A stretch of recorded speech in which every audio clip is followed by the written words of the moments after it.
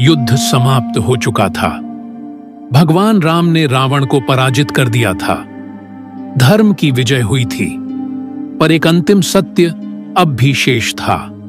माता सीता की वापसी और उनके पवित्रता पर संसार की दृष्टि। भगवान राम ने हनुमान जी की ओर मुड़कर कहा, अशोक वाटिका जाओ, माता सीता से कहो कि युद्ध जीत लिया गया है। उनका प्रभु उनका इंतजार कर रहा है। माता सीता सदैव की तरह गरिमा के साथ यह संदेश स्वीकार करती हैं और पुनर्मिलन की तैयारी करती हैं। परंतु जो हुआ वह कोई परीक्षा नहीं थी, वह एक दिव्य रहस्योद्घाटन था। सभी के समक्ष भगवान राम ने कहा, मैं जानता हूं कि माता सीता पवित्र हैं, लेकिन वे किसी और के घर में रही हैं, इसलिए संसार उनकी मर्यादा को माने, इसके लिए उन्हें अग्नि से होकर गुजरना होगा। सन्नाटा छा गया।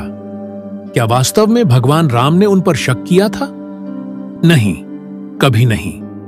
जो कोई नहीं जानता था वह यह था, जब रावण ने माता सीता का हरण किया, उसी क्षण उन्होंने अग्निदेव से प्रार्थना की थी और उसी क्षण अग्निदेव ने सच्ची सीता को अपनी शरण में ले लिया और उनके स्थान पर एक दिव्य माया छाया सीता को छोड़ दिया।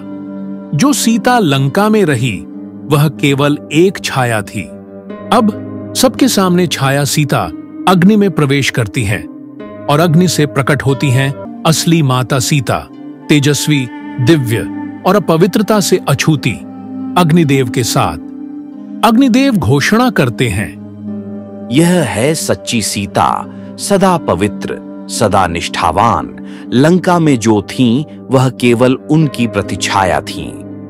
भगवान राम ने कहा, मैं यह सदा जानता था, लेकिन संसार को यह देखना आवश्यक था।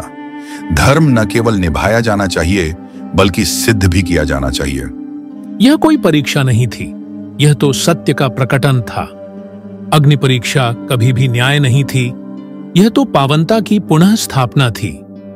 माता सीता को कभी कुछ सिद्ध करने की आवश्यकता नहीं थी और भगवान राम ने कभी उन पर संदेह नहीं किया। ऐसी और भी कहानियां जानने के लिए हमारे चैनल को सब्सक्राइब करें।